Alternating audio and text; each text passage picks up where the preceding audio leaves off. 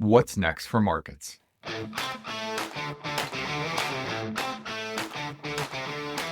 I'm Michael Kantrowitz, Chief Investment Strategist at Piper Sandler, where I lead the portfolio strategy team, recently ranked #1 on Wall Street in the 2024 All-America Institutional Investor Research Survey. I'm joined by Stephen Gregory, Head of Quantitative Research at Piper Sandler. Hello, Michael. How are you doing today? I'm good, Stephen. Happy Memorial Day weekend. Yes, happy Memorial Day to you. We have an exciting week coming up. We have NVIDIA earnings, and that's wrapping up this earnings season. And it's been an interesting one, maybe not so much from the earnings picture, but the overall market has been quite exciting recently. Multiples have rallied a lot. With respect to valuation, there's really three things that matter. And usually there's two things that matter. It's changes in interest rates and inflation and the views there, and changes in the macro data, particularly unemployment. Sometimes oil prices are really volatile. They spike or they collapse, and that causes market volatility in the valuations. This year, and maybe for the next 3.5 years, it's policy volatility. And in the last few years, it was the Fed policy that was driving valuation volatility. This year, it's certainly more the Trump administration. And even in the last week, we've gone back and forth between focus on interest rates and the deficit and how that's going to impact things going forward. And then Trump raised tariffs, or announced that he's going to raise tariffs on the EU by 50%. And then that didn't last very long. Over the weekend, Trump has already paused those for a few weeks. So perhaps the market goes back to focusing on the budget deficit as the bill gets pushed to the Senate. But yeah, there's been a lot of volatility here. And so valuations, when you look at the market, they should be elevated for a whole host of reasons. Energy prices are very low. Typically, when you have a backdrop in the US of lower energy prices, multiples are higher and vice versa. And when you look at the composition of the S&P 500 today, of course, the fundamentals today are far superior to any 5, 10-year, 20-year average, also suggesting we should have higher multiples, whether it's interest coverage ratios that are near all-time highs, margins very high, and of course, your typical cyclical sectors that are typically lower PE are much smaller today. And those would be financials, industrials, energy, and materials. So that also plays a role in the composition of the market, plays a role in the valuation. So at the end of the day, the multiple is back to 21 and change. Earnings estimates for the S&P over the next 12 months are expected to be about $278. And so here's a fun fact. The next year's 2026 earnings estimates basically about $300 right now. And so all else being equal, if those earnings estimates hold and the PE of the market ends the year where we are today, a lot of assumptions and unlikely to happen, but what is priced into equities is that the market will go up by 8% from today through the end of the year. And that's the earnings number on a forward basis, basically getting to the 2026 number at the beginning of next year, back to $300. So the math on that is, again, the current forward earnings estimate of the market looking out 12 months is 278. Time goes by, we end the year, and if the earnings estimate sticks at 300, the new earnings estimate on a 12-month forward basis will be that exact number. That's 8% higher than we are today. You multiply that times 21, and you get a 8% increase from where we are in the market. So that's just, again, to get a sense of what is priced in. Of course, the multiple could go down or the multiple could go up. Certainly, there's a lot of uncertainty in the market today. You could argue is even depressing multiples even at these high levels, or at least has the potential to push multiples up higher if fears around inflation policy and economic growth continue to get priced out. And that's pretty much where we ended last year after the election. Markets had priced out recession risk, inflation risk, and interest rate risk, which is what basically brought you to the highest levels in PEs since COVID and the lowest levels in credit spreads since, I want to say about 20, 25 years. So we're a little lower than that today. There is some uncertainty. Whether it's fair or not is really going to be a function of how the data unfolds and how policy headlines unfold. So, with a lot of the pressure coming off the kind of trade war policy uncertainty, bringing multiples back up, that puts us back in the multiples are high, credit spreads are low. You're going to be relatively range bound on multiples with a bit of the swing factor around rates. That's definitely a concern with the budget. And expecting about 8%. Basically, you believe multiples are going to be relatively range bound pending some sort of event, which puts the spotlight back on earnings. That's really the only possible swing factor in the market return equation. Absolutely. And there's going to be probably a pretty long tail to the uncertainty with respect to earnings because there's so much policy change taking place even beyond tariffs. There's consumers that are now having to pay back their student loans. There's changes to the FHA forgiveness programs where some people did not have to pay their mortgages. We've got new tax policy. Some of it's going to be retroactive. So there's a lot of moving parts. And we think the economy is going to continue to remain, at least in the aggregate, appear fine. I don't want to say strong or weak, but underneath the surface, we also think things are going to remain bifurcated. With all of the volatility and uncertainty to date, we've started to see large cap earnings begin to stabilize, and they're probably still a bit too high as they typically are, and will probably come down a little bit. At the same time, we've seen mid and small cap earnings, particularly small cap earnings, continue to accelerate to the downside. And I think that's really a function of when you look in small caps, there are much more current economic issues like high interest rates, concerns around how much lending we're going to see from banks, real estate issues, smaller cap consumer and technology names, which tend to be more speculative, tend to be more leveraged. So there's really, we still have this tale of two markets when you look at the fundamentals and arguably with respect to what is strong, what is weak. So if the multiple has more or less fully recovered from where it was at the beginning of the year, you're exactly right. From here, it's earnings. So looking at the earnings backdrop and looking at the issues around that, to us, it seems that you're going to continue to see this larger company earnings outperformance as we've remained generally a status quo economy over the last couple of years. High interest rates, high price levels,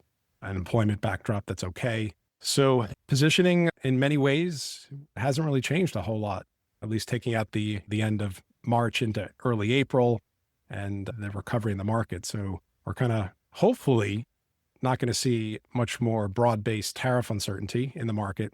And with that, we're likely to see correlations within stocks continue to come down, macro volatility driving the market continue to come down, and it's going to be more of a stock pickers market focused on earnings. At least that's the hope, and that would be good news for active managers. Yeah, so with multiples back, that earnings bifurcation story really picks up again. Probably going to start hearing more about the Mag 7 again. They haven't had the greatest year, but when you look underneath the surface, one of the things I've heard you say many times is that mega cap trade isn't just the Mag 7. These large mature companies that are continuing to perform on an earnings basis, have strong fundamentals, great interest coverage, strong balance sheets. One of the things that caught me so far this year, that blended number of some earnings reports and estimates for the rest of the calendar year, we have S&P 500 2025 growth coming in at 9% so far, and the equal weighted coming in at 4.8. So the S&P 500 space in aggregate is growing, but the best growth is in the larger cap names that make up that cap weighted portion. Yeah, it's still about double, or actually a little more compared to last year. S&P earnings grew about 10.4%. The equal weighted grew about 5%. So again, kind of a 2-to-1 ratio. What's interesting is in 2026, and this is for all intents and purposes eons away at this point, but the growth rate for S&P 500 and the equal weight are expected to be exactly the same at 13.2%. So you'd have to expect one of those numbers to come down. Yeah. And just looking at the sector expected earnings growth, it's positive earnings growth across all 11 sectors in, I would say, most sectors, excluding staples, real estate, and utilities, and comm services. The street is looking for double-digit earnings growth. So those types of expectations are more synonymous with a broad earnings rebound. And it's possible, but as we've been pointing out, we have a very bifurcated economy. And in order to get a broad acceleration in earnings, you likely need interest rates to come down. So I'm not sure if that's literally embedded in those earnings. I doubt it is, but we had a similar setup at the beginning of this year, seeing analysts were expecting a broad-based earnings increase, and that has radically changed already now 5-6 months into the year. So we'll see, but that's no surprise though. Same thing in 2027. I think every year, as long as we avoid a recession, the out years are going to be forecasting a broader recovery in the earnings backdrop, because there's just been such a long bifurcation beginning in 2022. Given the news narrative of the day, it's hard to see, or at least to foreshadow rates coming down a lot right now. That's probably not where the market is, at least today. Yeah, I think we're kind of stuck at these levels, give or take 40, 50 basis points, in a sense that we're a bit between a rock and a hard place, I think. Assuming we can avoid a recession, and there's really two ways to get interest rates down. There's a recession, which is higher unemployment. And the bigger the unemployment spike, the more likely you're going to get rates down because you get the Fed to cut aggressively.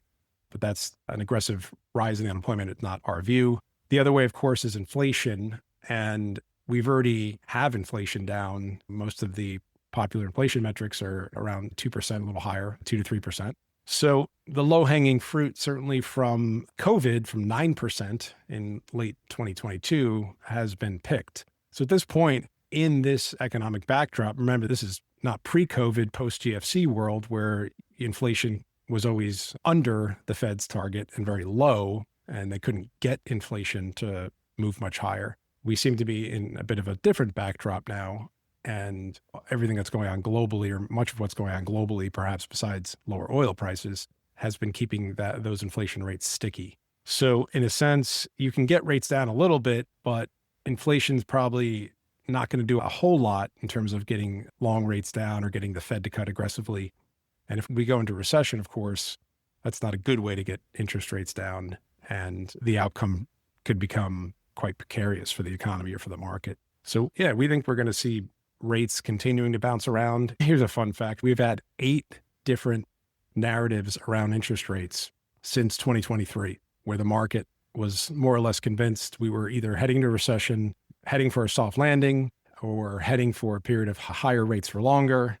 So we bounce around those 3 narratives now 8 times. And we'll probably see a 9th time and a 10th time and an 11th time before we either break out and sustainably move to higher levels of interest rates, which I think is going to be really hard to do because of how rate sensitive and financialized our economy is, or break down and see much lower rates, which is likely a result of a recession, which I also think is going to be more challenging to see, because I think there's a lot of reflexivity in our economy.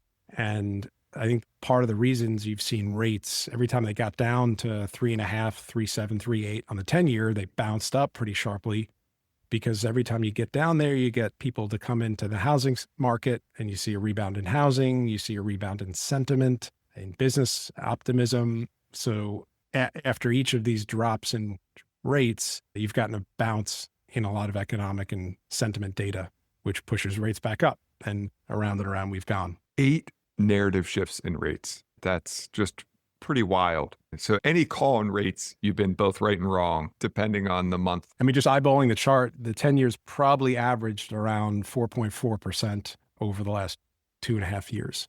So we're more or less there right now. But yeah, you've had a pivot in the narrative every 4 or 5 months. Pretty incredible. It's been an interesting time to be in markets. You've talked a lot about earnings. It's definitely been something I've been super focused on. You've just seen so much uncertainty and people trying to figure out what the impact's going to be. One of the charts that we always like to look at is those earnings revisions, which is the percent of companies within the S&P 500. So what percentage of 500 companies are seeing their forward estimates go up versus the broader universe? And that had dropped down to 20 there last month and then shot right back up to the long-term average. So it's been a pretty interesting time in markets. And that's kind of just your idea that this constant narrative shifts. But it's nice to see that from a multiple standpoint and earnings standpoint, we are back to a more normal backdrop, which puts us back to some of our past podcast episodes, talking about how credit spreads are low and a lot of things are priced to perfection. Yeah, I think in terms of the upside for the market here, I think makes a whole heck of a lot more sense just to think about it generally as opposed to trying to think about it mathematically.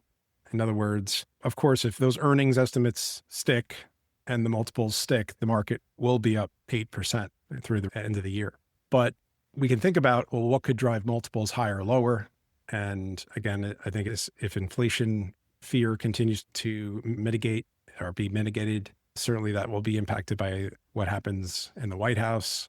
And as long as the employment data continue to remain okay, we should probably see valuation levels stay at these ranges. But it's hard to see the market make material upside from here without one of those two outcomes moving towards a better backdrop. Investors have been spoiled over the last couple of years with double-digit returns, but if we can pull up 8% this year, you mentioned that 13% for next year, obviously that's going to come down. But those are good outcomes from a return standpoint. Yeah, absolutely. But you're right. Investors have been spoiled with periods in 23 and 24 after a big downturn in 22 of multiple expansion 2 years in a row on top of a very strong earnings backdrop led by AI. And the average return in the market over the long term is somewhere around 8-9%. So it's certainly been far superior. And I remember at the beginning of the year, we were doing our outlook, we talked about returns that were going to be far lower than what we've seen in recent years and how that was going to likely frustrate investors. Because think about it, in 2020, 2021, 2023, and 2024, you had huge upside returns in those years. And I think investors have, in a sense, gotten maybe a little bit too used to markets being up or down 20%, because that's been the case for several years in a row now. 8% is probably, as you mentioned, right about average for the last couple of years. But one of the things I've seen you do before, which I think is always so cool, your measurement period matters. What is the long-term multiple? Well, do you start measuring it 10 years ago? Do you start measuring it 20 years ago? Do you start measuring it 50 years ago? And one of the interesting things that I had seen somebody put up, if you take the S&P and you look over the modern history, it is about 8, 9, 10%. But if you go back 70 years, the average return is about 6.6%. So your measurement period matters. And that's the recency bias that you're talking about the last couple of years, 20%, 20%, and 20% down. We've just gotten kind of used to these big swings. Wow, if we can put up 8% 2 years in a row, that's still above that long-term average. The long-term average, I guess. Yeah. Another stat about the market that you often quote that I think would surprise many people, what percent of trading days, is the S&P 500 up? I love that one. I remember the first time I saw it, I had to ask other people to check it. Daily returns, up or down, are basically a coin flip. You're up 51 and change percent of days. So you wake up tomorrow, it's up. Statistically, the next day, you're likely to be down. Though we do know over the long term because of the compounding, but daily moves in the markets are pretty much a coin flip. Yeah. Unfortunately, the positive days tend to average bigger up returns than the negative days. So you get that. Ironically, it's called a Webull distribution. Yes. Very interesting stuff. I think that is definitely a fun fact that would surprise a lot of people. Yeah. You get 8, 10, 20% years, you'd think, oh, market's up most days. It's not. This is great, Michael. A really interesting conversation. So to wrap us up, can you give us 3 things that you're keeping an eye on in the couple weeks ahead? Sure. Yeah. We get a lot of data next week, actually the next 2 weeks. So in terms of the data, we're going to be getting data next week from April, which is durable goods. We're going to get some March data from home prices. And the only real-time data will be consumer confidence. So I would say that probably will be the most relevant data point next week. We'll get GDP, which will be I would argue, one of the most irrelevant data points and backward looking. Of course, we're going to have NVIDIA earnings. So that is going to continue to shape a large part of the market and investor expectations. And given the pause, I don't know, did we talk about this? The European pause on tariffs that didn't last that long. The market's, I think, probably going to be again, refocused on the tax bill and interest rates. And we're at a level right now where higher interest rates is likely to cause a ceiling or put a ceiling in parts of the market, those rate sensitive stocks and lower quality stocks with weaker fundamentals. And that's where, if rates start moving up again, you're likely to see multiples compress first, as you typically do. So I'd say those three. And of course, anything coming out of the White House. You never know what to expect these days. Rates, earnings in Washington. Oh my. We hope you enjoyed today's episode of What's Next for Markets. You can subscribe to the show on Apple, Spotify, YouTube, or wherever you get your podcasts. Be sure to follow Michael on X at Michael Cantro. If you like the show, please let us know by leaving a positive review. The preceding commentary is not financial advice. You should always seek appropriate financial advice from a professional financial advisor in your state. You should not consider this as a substitute for these services. Piper Sandler does and seeks to do business with companies covered in its research commentary or coverage. As a result, investors should be aware that the firm may have a conflict of interest that could affect the objectivity of this commentary. Investors should consider this commentary as only a single factor in making their investment decisions. For full disclosure information, visit www.pipersandler.com/researchdisclosures.